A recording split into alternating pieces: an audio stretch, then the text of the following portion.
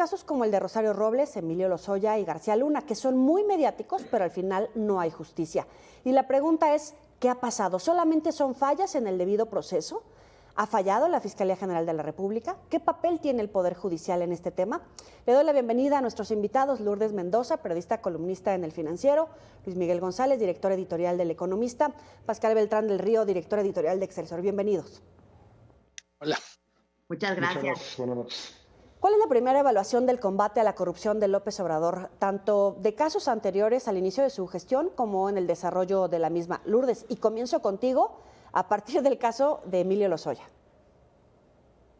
Mira, a partir del caso de Emilio Lozoya, y creo que de todos los casos que hemos visto que han sido muy mediáticos, es que lo que se buscaba en la 4T y de la mano con la Fiscalía General de la República no era buscar una justicia.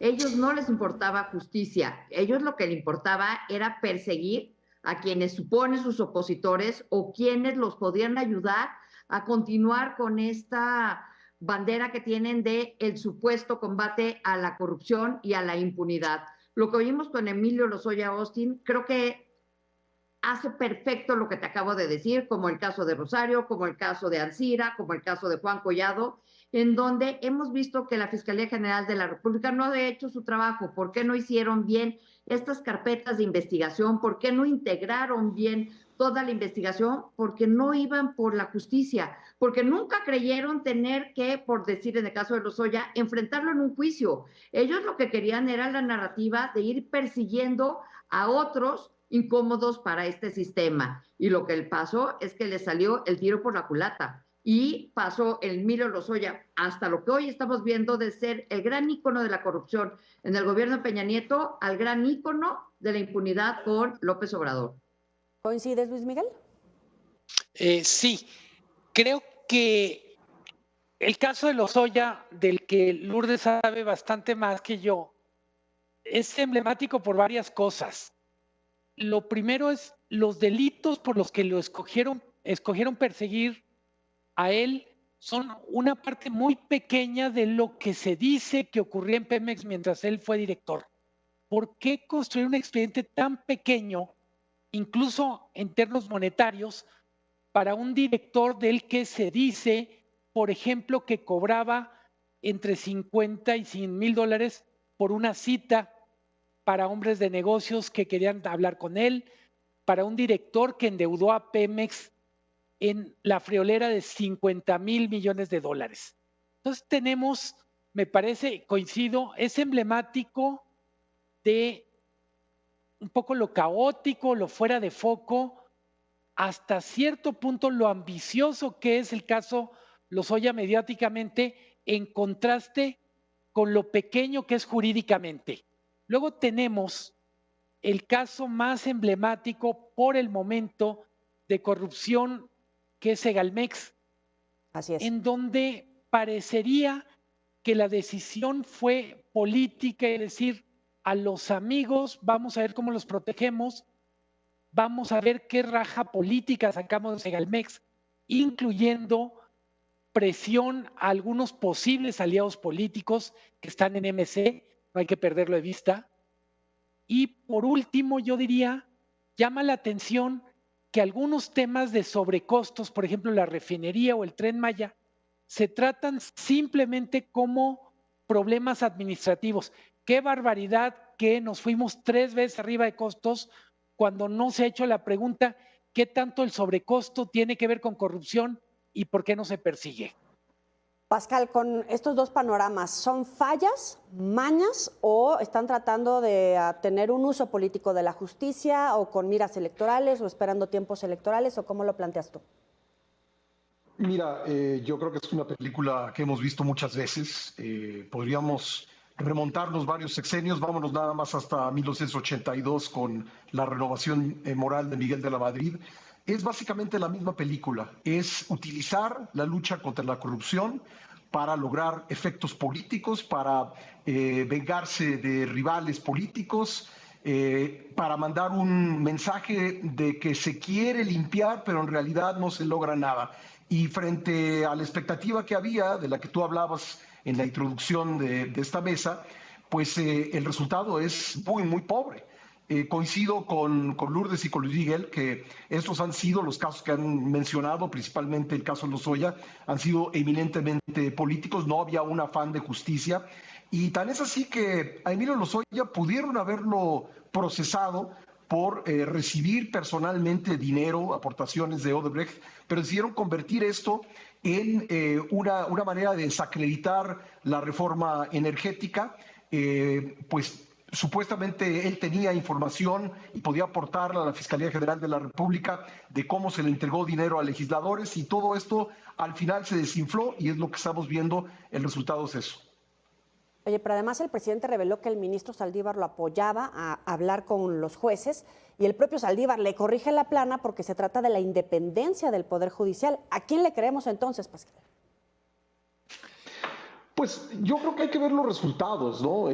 Si el presidente dice que Saldívar lo apoyaba y hemos visto, por ejemplo, en los litigios de Santa Lucía, del aeropuerto Felipe Ángeles, cómo algunos jueces y magistrados se desdijeron de sus resoluciones anteriores, es probable que eso haya ocurrido, pero el presidente quiso poner esto como un ejemplo de que antes sí con Saldívar se podía lograr la justicia y ahora con la ministra Norma Piña ya no se puede. Yo creo que el resultado que estamos viendo no tiene tanto que ver con Saldívar y con Norma Piña, sino tiene que ver con un enfoque equivocado que se siguió en estos procesos, los cuales se volvieron eminentemente políticos. ¿Coincides, Luis Miguel? Totalmente. Dices, ¿a quién le creemos? La verdad es que a ninguno, porque son medias verdades que en la práctica son mentiras completas. Sí hubo presión para darle prioridad a algunos casos, para darle cierto enfoque a algún caso. Como bien dice Pascal, esto está a la vista, no tenemos que irnos al oculto, podemos razonar a partir de lo que es visible. Tenemos también, y hay que decirlo, en algunos casos el Poder Judicial no necesita consigna del presidente ni corrupción para explicar lo mal que funciona. Hay veces simplemente son incompetentes, que también hay que decirlo. O sea, ¿por qué en algunos casos no pueden meter a la cárcel a alguien que literalmente es fama pública, hay evidencias, hay testigos, y simplemente está tan campante en libertad? Yo diría, si la justicia funciona mal, en el combate a la corrupción funciona peor. México es uno de los países que menos logra recuperar el dinero que los políticos y los empresarios se robaron del gobierno. Lourdes, como dice Luis Miguel, son incompetentes porque Emilio Lozoya es confeso. ¿O cómo evalúas tú el trabajo, por ejemplo, para empezar, de la Fiscalía? Pues lo que te decía, lo que sucedió con Emilio Lozoya, y como decían muy bien mis compañeros, con Emilio Lozoya lo que quisieron hacer era montar un teatro judicial. Ellos no estaban persiguiendo, una vez más digo, la justicia, sino simplemente tener una narrativa, y tenían que tener a Emilio Lozoya muy contento. Ojo, Emilio Lozoya no vino extraditado. Emilio Lozoya vino a cooperar con el gobierno de la 4T, con la Fiscalía. Soltaron el 19 de agosto del 2020 esta famosa denuncia. Hemos platicado tú y yo, Joel, y un chorro de veces de este tema. Y es increíble, como decía bien Luis Miguel y como el propio Pascal, cómo no pudieron abundar más en este tema donde él es confeso, donde el dinero está en sus cuentas. Y el dinero, pues mira, el dinero es finito, no es infinito, y no estamos en la Biblia para la repartición de los panes y entonces se pueda multiplicar. El dinero alcanza para lo que alcanza, y alcanzó los 10.5 billones de Odebrecht para estar en sus cuentas y comprarse unas casitas. Por otro lado, vemos al Poder Judicial ayer que le cambia esta medida de cautelar y dice el juez, es que no hay peligro de fuga. Oiga, señor juez, pero Emilio Lozoya ya se les escapó. A Emilio Lozoya lo trajeron, ¿no? O sea, tuvieron que mandar un avión para traerlo. Nos hicieron un señuelo, a la prensa nos mandaron al reclusorio norte y él estaba volando en helicóptero de la Policía Federal a un hospital porque venía malito, tenía mucha acidez y andaba anímico. Y luego, por otro lado, ves un tema como el de Murillo Karam, en donde cuando van al exprocurador por el caso de Ayotzinapa a arrestarlo, le dice uno de los policías, uno de los ministerios públicos, lo siento mucho, y le dice, no se preocupe, esto no es un caso jurídico, es un caso político y tiene más de 1 año en la cárcel y el señor tiene todas las agravantes para poder pedir el cambio de medida cautelar y el juez del reclusorio norte le dice, sí señor, váyase a su casa. Y el juez del reclusorio sur le dice, no, usted se tiene que quedar en prisión y el señor se está muriendo. Entonces, como vemos, en este país la justicia no es ciega, la justicia se está politizando y cuando en un país la justicia se politiza, la democracia está en riesgo. Pascal, y sobre eso, estamos a punto de arrancar la campaña el 1 de marzo a la vuelta de la esquina a las elecciones presidenciales. Pues sí, son casos que evidentemente pues tendrán que entrar en el balance de este sexenio y como el presidente López Obrador ha planteado la campaña electoral como una suerte de referéndum, pues estas fallas en el proceso judicial, en el intento de limpiar la corrupción, pues inevitablemente le van a rebotar a Claudia Sheinbaum, no hay forma en que no. No sabemos todavía lo que piensa ella hacer al respecto, por ejemplo, pues si gana las elecciones ya en su gobierno, ¿qué haría con casos como Segalmex u otros señalamientos? Pero por lo pronto, como decía yo anteriormente, esta es una reedición de lo que hemos visto en sexenios anteriores. Algunos personajes van un rato a prisión, es un efecto totalmente mediático de ver cómo entra la persona en prisión, no es un intento de hacer justicia, y bueno, eso es lo que ha sucedido en estos casos, por eso sigue Murillo Karam preso, a pesar de que por su edad y por su condición física podría estar enfrentando el proceso desde casa, por eso se metió a Rosario Robles a la cárcel utilizando una licencia falsa, como ya está probado. Realmente lo que le ha interesado a este gobierno es escoger algunos casos que le parecen emblemáticos para demostrar la corrupción de periodos anteriores, que ahí no hay que negarlo, no sé, yo no podría decir si en estos casos concretos son realmente casos muy evidentes de corrupción o los únicos que hay, pero el gobierno decidió escoger estos casos y meterlos en prisión. Vamos a hacer una pequeña pausa en Mesa de Periodistas. Volvemos.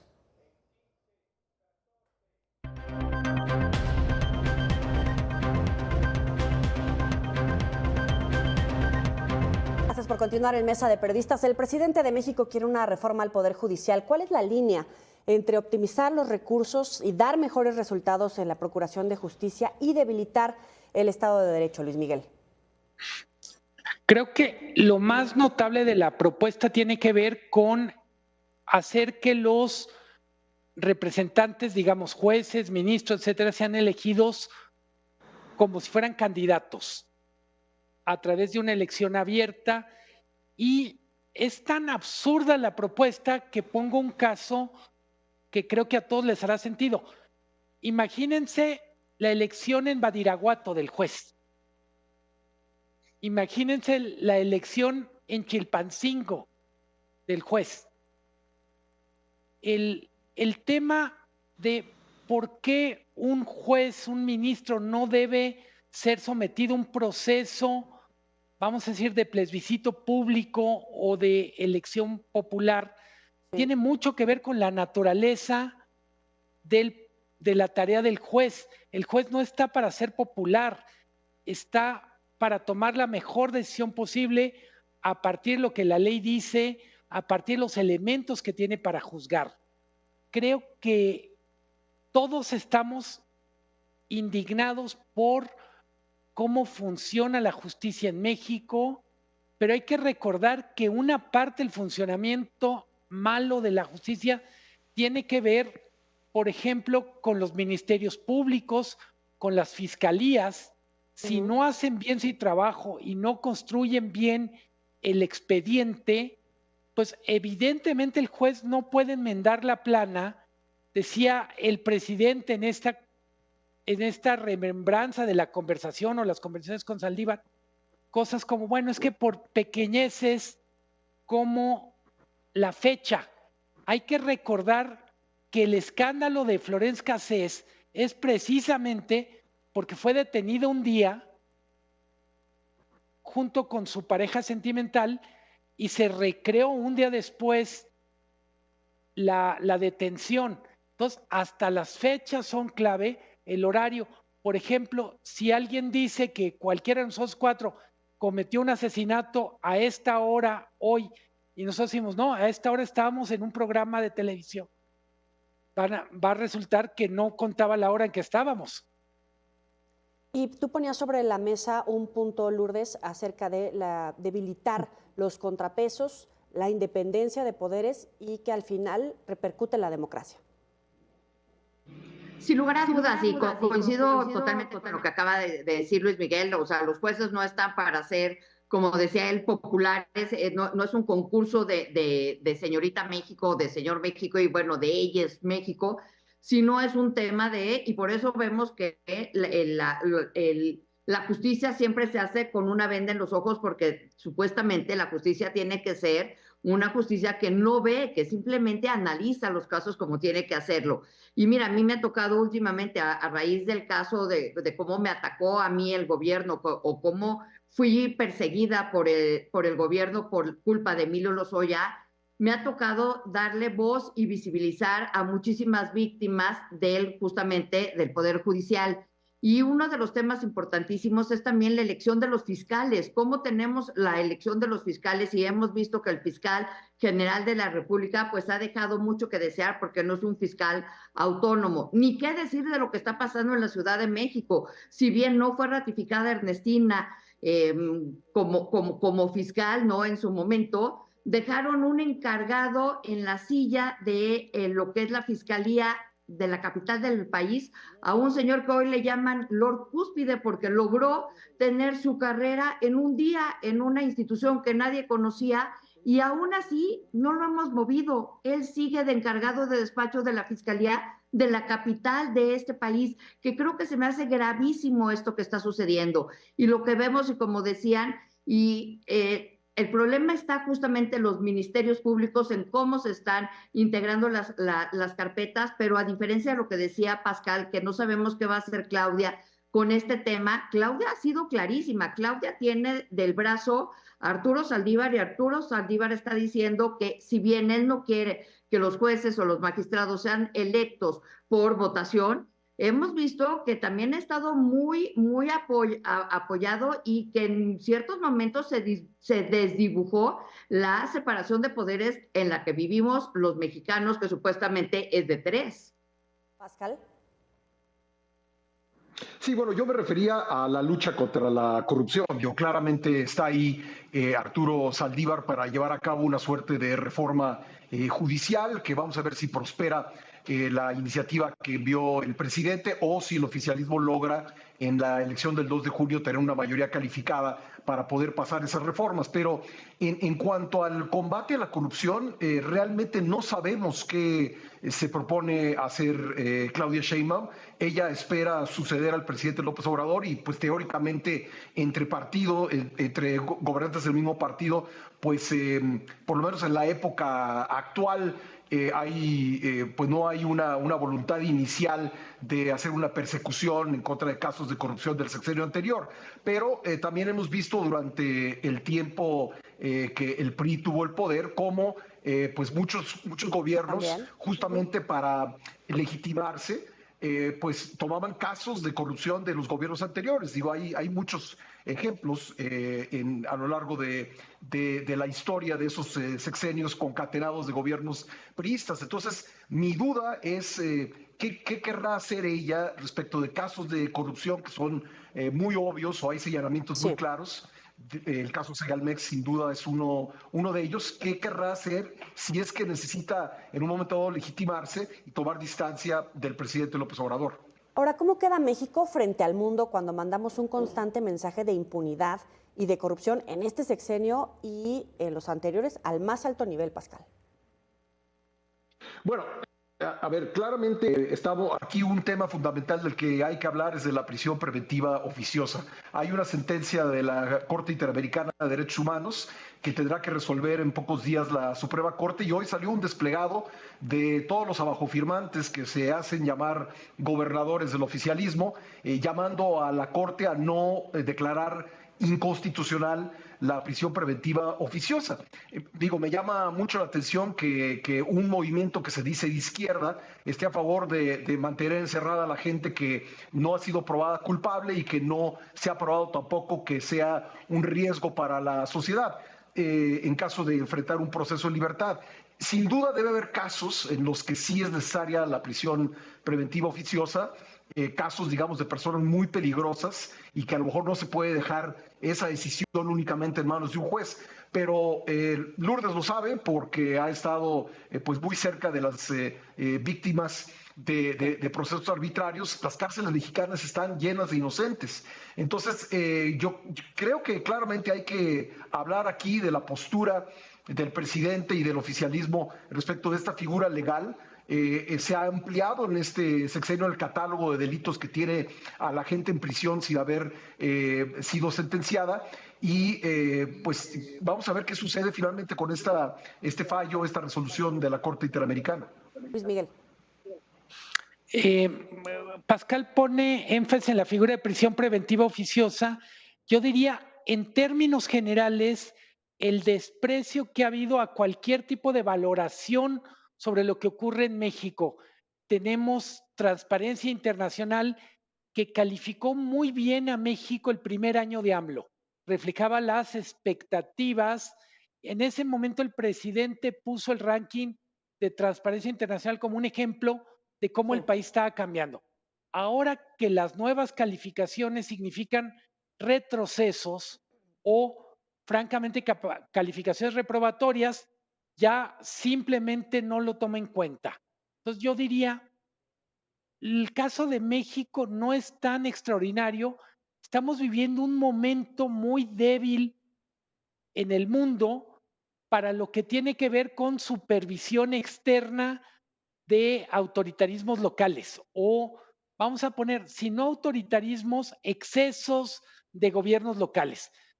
Hay una época en donde florecen personajes como Erdogan en Turquía, Putin en Rusia, Bukele en El Salvador, donde parecería que el juicio, hay veces juicio moral de la comunidad internacional es irrelevante porque al final no hay nada que hacer después de que lo descalifican.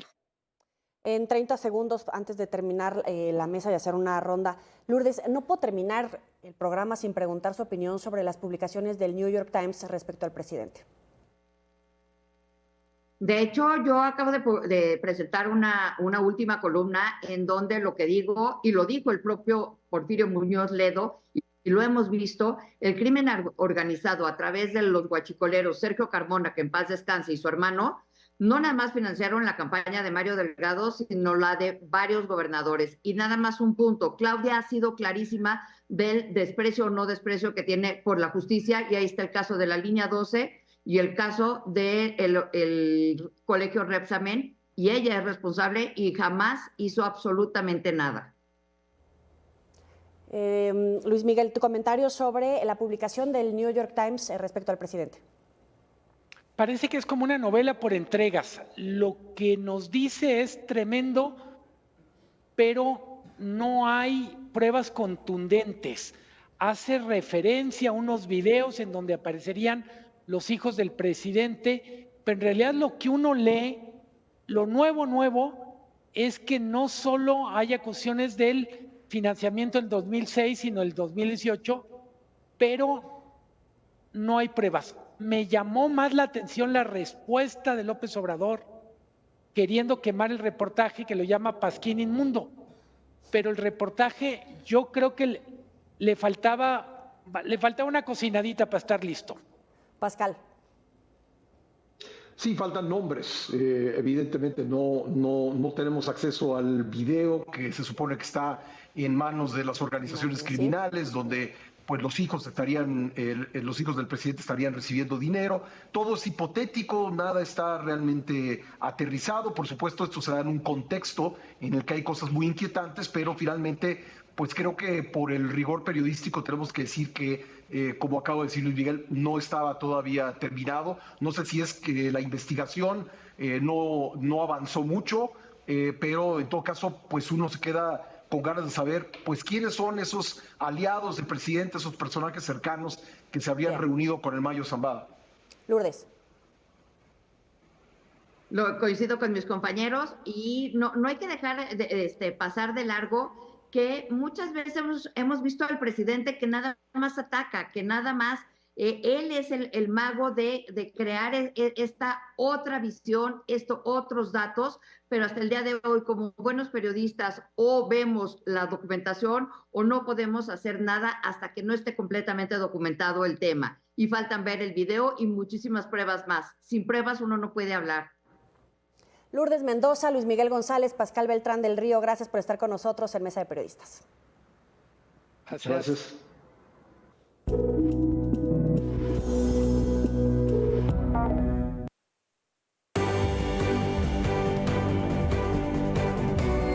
Voto por México 2024.